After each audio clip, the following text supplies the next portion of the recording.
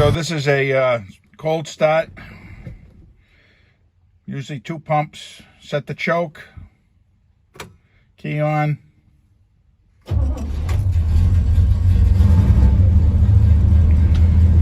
And light a little fast on the choke.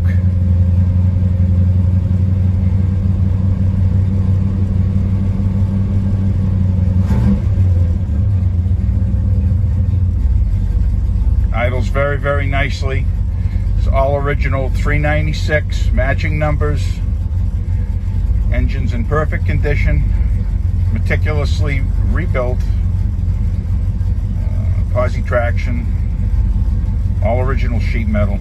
Very, very nice example of a 1967 Chevelle SS.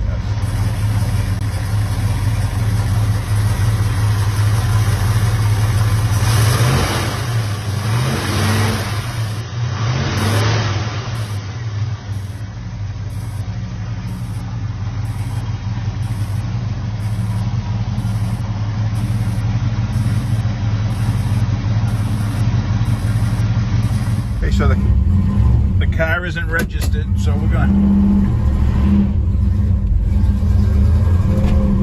drive it around in my expansive parking lot here.